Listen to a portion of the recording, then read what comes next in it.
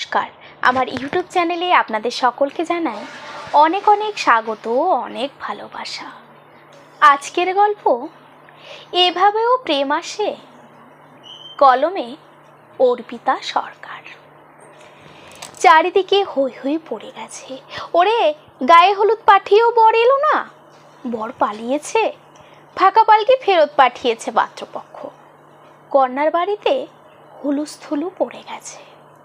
পাত্রী লগ্নভ্রষ্ট হবার ভয়ে মেয়ের বাবা মাথায় হাত দিয়ে বসে আছে। পাড়ার দাদা কাকারা জমিদার কন্যা বজ্র সুন্দরীর জন্য বুড়ো হাবড়া দোজবর যাই হোক একটা বর খুঁজতে বেরিয়েছে। 14 বছরের বজ্র সুন্দরী ভাবছে তাকে কি গলায় দড়ি দিয়ে মরতে হবে, নাকি পুকুরে ডুব দিয়ে। নিজের ন্যাকড়া জড়ানো মাটির পুতুলগুলোর গায়ে আরেকবার হাত বুলিয়ে নিল। পাত্র নাকি পেশায় ডাক্তার ছিল। ছেলের পরোপকারী মানসিকতা আর সংসার ত্যাগের বাসনা দেখেই ছেলের মা বজ্র সুন্দরীর মতো ডাক সাইটে সুন্দরী মেয়ের সঙ্গে বিয়ে দিয়ে সংসারে ছেলের মন বসাতে চেয়েছিলেন। কিন্তু বাস্তবে হলো বিপরীত। বিয়ের দিন সন্ধ্যাবেলা কন্যা পক্ষের পাঠানো পালকিতে ওঠার আগেই পাত্র চম্পট দিয়েছে সকলের পাহারাদারি এড়িয়ে। সময়টা তো স্বাধীনতার কয়েক বছর আগে। সাহেব সুবই তখন দেশ ভর্তি। বজ্র সুন্দরীও মোটা কাপড় পরব, বিদেশি কাপড় বর্জন করব, এই দলে নাম লিখিয়ে সকলের সঙ্গে চরকাও ঘুরিয়েছিল। মেয়েদের তখন লেখাপড়া শেখার মতো পাপ আর কিছুই নেই। মেয়েদের আলাদা স্কুলও তখন কোটালপুরে তৈরি হয়নি। বজ্রসুন্দরীর দাদুর দানের স্কুল বলেই ওকে শিক্ষকরা কিছু বলেনি। তবে ক্লাস 7-এর পরেই চারিদিকে কথা উঠল, বয়স্ক মেয়ের বিয়ে না দিয়ে ছেলেদের সঙ্গে স্কুলে পাঠাচ্ছে ভবতোষ সামন্ত। ছি ছি, কি লজ্জার কথা। বজ্রসুন্দরীর স্কুল বন্ধ হলো, বিয়ের জন্য পাত্র দেখা শুরু হলো। নিজের বইগুলোকেও আরেকবার আঁকড়ে ধরল বজ্রসুন্দরী।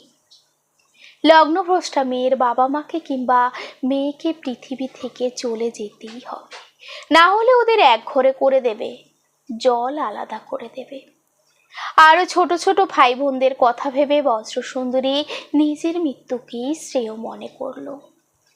মা বলতো, আমার বজ্র এত ফর্সা, এত সুন্দরী, আমিও আমার বজ্রের জন্য একটি টুকটুকে বর আনবো। কালো ছেলে আমার বজ্রের পাশে বড় বেমানান। বর কেমন হয় তা পুতুল খেলায় বুঝেছে। এতকাল তা তামলাওয়ালার ছেলের সঙ্গে বজ্র সুন্দরী মেয়ের বিয়ে হয়েছে, তাই বজ্র খুব ভালো করেই জানে বিয়ের পর একটা লোকের সঙ্গে বাবা মাকে ছেড়ে চলে যেতে হবে। যার সাথে যেতে হবে সেই হবে বজ্রের বর। কিন্তু এত সুন্দরী দুধে আলতা রঙের মেয়ের যে বর জুটবে সেটা বোধহয় কোটালপুর গ্রামের কেউই জানতো না। বেনারসিটা খুলে হালকা হয়েই টুলে ওঠে গলায় কাপড়টা জড়াবে বজ্র। কাকিমা খুড়িমারা বলে গেছে, অলক্ষণে মেয়ের কপাল গো। আরেকবার মায়ের গায়ের মিষ্টি মান মা গন্ধটা পেলে মন্দ হতো না। কিন্তু উপায় নেই, ঘরের দরজাটা ভেতর থেকে বন্ধ করলো বজ্র। পেছন ফেরার সঙ্গে সঙ্গেই শঙ্খ আর উলুধ্বনিতে গম গম করে উঠল সামন্তদের জমিদার বাড়ির প্যান্ডেল বাঁধা উঠোন চত্বর। ওরে বর এসেছে, উলু দে, ছোট খুড়িবার কথাটা কানে এলো বজ্রের। তাহলে কি পালিয়ে যাওয়া ডাক্তার পাত্র ফিরে এসেছে? হয়তো লগ্নভ্রষ্টা মেয়েকে আত্মহত্যার হাত থেকে বাঁচাতে এসেছে। প্রাণ বাঁচানোই তো তার ধর্ম। বজ্র দরজায় ধাক্কা পড়ল। দরজা খুলতেই জেঠিমা খুড়িমা পাড়ার দিদিরা ঢুকলো। খুড়িমা বলল, কেঁদে কেঁদে তো চোখের কাজল ঘেটে ফেলেছিস। আর একটু পাউডার মাখিয়ে সাজিয়ে দিল বজ্রকে। চারিদিকে সবাই আছে, শুধু বজ্রের চোখ দুটো যাকে খুঁজছে সে মাকেই খুঁজে পাচ্ছে না বজ্র। বিয়ের আসরে যাবার পথে একবার যেন মনে হলো মা এখনো মাথায় হাত দিয়ে কাঁদছে। আরে, মাকে কেউ এখনো কেন বলেনি যে বর ফিরে এসেছে? পান পাতায় মুখ ঢাকা আর মুখে কুলু পেটে নাকি বিয়ের আসরে যেতে হয়। শুভ দৃষ্টি চোখ মেলে তাকা বজ্র তবুও তাকাতে পারল না। শুধু সিঁদুর দানের সময় দেখলেও একটা আবলুস কাঠের মতো কালো হাত তার সিঁথিতে সিঁদুর আঁকছে। চমকে উঠল বজ্র সুন্দরী।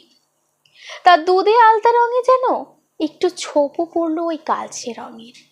মাঝে বলেছিল ফর্সা টুকটুকে হয়েছে তার বর, মুখ খুলতে বারণ করছে খুড়িমারা, কিন্তু চোখের জল তো অবাধ্য, তাই সেটা বজ্রর গাল বেয়ে গড়িয়েই চলছে। রাতের অন্ধকারে তার বরের শুধু চোখ দুটোই জ্বলছিল যেন। দিনের আলোয় দেখল চোখ নাক কাটা কাটা, এক মাথা চুল, বায়োস্কোপের নায়কের মতোই তার চুলের বাহার। একবার টোকে যে একটা বায়োস্কোপ দেখিয়েছিল বজ্র সুন্দরী। এ ছেলেও ধুতি নয়, সে সাহেবদের মতো প্যান্ট শার্ট পরে আছে, কিন্তু গায়ের রংটা বড় কালো। এ মানুষ যে তাদের কোটালপুরের নয় তা বজ্রর বুঝতে অসুবিধা হলো না। ওর কথাগুলো হীরের মতোই। ছেলেটির নাম কানাইলাল রায়। সে সাহেবদের কোম্পানিতেই চাকরি করে, মুখে ইংরেজি ফুটছে। কদিনের ছুটিতে কোটালপুর মাসির বাড়িতে বেড়াতে এসেছিল। বজ্রের কাকা দাদারা 24-এর অবিবাহিত ছেলে দেখে প্রায় ছ্যাংদোলা করে তুলে নিয়ে এসেছে কানাইকে। কানাইয়ের মা ছোটবেলাতেই মারা গিয়েছিলেন, বাবা দ্বিতীয় বিয়েও করেছেন। সৎ মা দাদা বৌদি কানাইকে প্রায় গৃহছাড়া করেছে। ও কলকাতার সাহেব কোম্পানির ঘরে একাই থাকে, হোটেলে খায়, আর ছুটির দিনে গঙ্গার সাথে ঘুরে বেড়ায়। বই পড়া তার একমাত্র নেশা, হাতের লেখাটি তার আঁকার মতো। বজ্র এতক্ষণে বুঝতে পারল কেন মা কিছুতেই বজ্রের সম্মুখীন হতে চাইছে না। একটা চাল চুলোহীন ছেলের সাথে কোন বাপ মা মেয়েকে সংসার করতে পাঠাতে পারে? কানাই বেশ ভারিক্ষে চালে বলল, আমি আজ একাই কলকাতা ফিরে যাচ্ছি, একটু বড় বাসা ঠিক করে বউকে নিয়ে যাব। বজ্রের বাবা ভবতোষ সামন্ত হাহা করে উঠলেন, না না বাবা জীবন, তুমি বজ্রকে সঙ্গে করেই নিয়ে যাও, আমি সঙ্গে সঙ্গে আরেকজন কাজের লোকও পাঠাচ্ছি, টাকা দিচ্ছি, তোমার কোনো অসুবিধে হবে না। কানাইলাল কোমরে হাত দিয়ে দাঁড়িয়ে বলল, টাকা? কিসের টাকা? মেয়ে বেচতে চান? কিন্তু আমি তো আমার স্ত্রীকে কিনতে আসিনি। জমিদার ভবতোষ সামন্তের সামনে দাঁড়িয়ে আজ অবধি কেউ এমন করে জোর গলায় কথা বলেনি। বজ্রর মনে হলো এবার বাবা তার বরটাকে খুব জোরে থাপ্পড় মারবেই। ভয়ে বজ্র চোখ বন্ধ করে নিল। মারের কোনো আওয়াজ না পেয়ে চোখ পিটপিট করে দেখলো বাবা ও আবলুস কাঠকে জড়িয়ে ধরে কত আদর করছে। অজান্তেই বজ্রের ঠোঁটটা অভিমানে ফুলে গেল। ওকে যে লোকটা গৃহছাড়া করেছে, ওর বাবাকে যে উঁচু গলায় ধমকাচ্ছে, তাকেই বাবা আদর করছে। কলকাতায় এসে পরের দিন ভোরে বজ্র ভয়ের চোটে কালো লোকটার হাতটাই চেপে ধরছে। এত লোকজন, সাহেবের পিটন গাড়ি, ঘোড়ার এক্কা গাড়ি, ট্রামের ঘুমটি শুনে বেচারা প্রায় আধমরা। কানাইলাল বউকে সান্ত্বনা দিয়ে বলল, তুমি যদি দুষ্টুমি না করো তাহলে ওই মাথায় হ্যাট পরা পুলিশগুলো তোমাকে কিছুটি বলবে না। বজ্র কানাইয়ের গা ঘেঁষে জড়সড় হয়ে চলছে। অবশেষে এক কুটুরি একটা ঘরের সামনে এসে কানাই পকেট থেকে চাবি বের করলো। বজ্রের মনে পড়ে গেল তাদের বিশাল উঠোন সংলগ্ন বড় বাড়িটার কথা। কানাই বলল, বজ্র তুমি ইংরেজি জানো? বজ্র ঘাড় নেড়ে বলল, পড়তে শিখেছি, বলতে পারি না। কানাই হেসে বলল, আমি তোমাকে পড়ালে তুমি পড়বে? বলে কি তার স্বামী বিয়ের পর ঠাকুরবাড়ির মহিলাদের মতো তাকেও পড়াবে? স্বামীর অকল্যাণ হবে যে। যতই অপছন্দের হোক, সেদিন মৃত্যুর মুখ থেকে এই মানুষটাই তো বাঁচিয়েছিল। বজ্রর শ্বশুর নেই এখানে, যা ননদ নেই, শাশুড়িও মৃত, শুধু এই অপরিচিত মানুষটাই সম্বল এই বিশাল শহরে। কানাই বজ্রকে ঘরে ঢুকিয়ে দিয়েই বেরিয়েছে প্রয়োজনীয় কিছু টুকিটাকি কিনতে। বজ্রের সঙ্গে যে বড় ট্রাঙ্কটা ছিল সেটা খুলেই বজ্র বুঝেছে মা ওর জামা কাপড় ছাড়াও কিছু নিত্য প্রয়োজনীয় জিনিস ভরে দিয়েছে। বজ্র এই বছরেই রাজসম্ভা হচ্ছে, তাই লজ্জাবোধটাও এসেছে মনে। কানাইয়ের একটাই কাঠের আলমারি, তাতে বই খাতা থেকে জামা কাপড় সবই বর্তমান। বজ্র এক মনে ঘরটাকে গুছিয়ে চলেছে। কাঠের তক্তাতে নতুন চাদর বিছিয়ে কাঠের টেবিলে চীনামাটির ফুলদানিটা ঝেড়ে গুছিয়ে রাখলো। কানাই একটা ব্যাগে করে অনেক কিছু কিনে এনেছে। ঘরে ঢুকে বলল, আমি কি ঠিক ঠিকানা এলাম? এত গোছানো ঘর তো এই শর্মার নয়। কোনো পুরুষের সঙ্গে এই প্রথম এত কাছাকাছি রয়েছে বজ্র। তবে মানুষটাকে আর ভয় করছে না। মেটে চচ্চড়ি আর ভাত ডাল সবজি কিনে এনেছে ও। দুজনে বসে খেয়ে নিল। শুরু হলো বজ্রের পুতুল খেলার সংসার, যে সংসারে কারোর চোখ রাঙানি নেই, শুধু কানাইয়ের প্রশ্রয় আছে। নতুন হাঁড়িতে যেদিন বজ্র প্রথম ভাত রাঁধল, সেদিন কানাই তৃপ্তির ঢেকুর তুলে বলেছিল, আমার মতো অপদার্থের আবার এমন রাজকন্যার মতো বউ। এমন তার রান্নার স্বাদ দ্রৌপদী হার মানবে। লজ্জায় রাঙা হয়ে উঠেছিল বজ্রের গাল দুটো। কদিন পরেই এক মেম সাহেব এসে হাজির। সে নাকি বিকেলের দিকে বজ্রকে পড়াবে। বজ্রের এতদিনে লুকিয়ে রাখা শখটাও পূরণ করে দিচ্ছে এই মানুষটা। এক ছুটির দিনে বজ্রকে নিয়ে কানাইলাল গেল গড়ের মাঠে হাওয়া খেতে। দুজনেই গল্প করছে আর বাদাম চিবোচ্ছে। এমন সময় কয়েকটা লম্বা ঝুলপির ছেলে এসে ঘিরে ধরলো ওদের। কথা নেই বার্তা নেই, কানাইয়ের কলার ধরে টানছে। মুখে বলছে, শালা কালা আদমি, লোকের সুন্দরী বউকে ভাগিয়ে নিয়ে এসেছিস? বজ্র কোন দিকে না তাকিয়ে এক ছুটে দূরে দাঁড়িয়ে থাকা মাথায় টুপি পরা পুলিশদের ডাকলো। তারা আসতেই বজ্র বুঝলো, এটাই আমার স্বামী, কিন্তু আমাকে ভাগায়নি। পুলিশের ভান্ডার থেকে বাড়ি খেয়ে তবে তারা ভাগলো।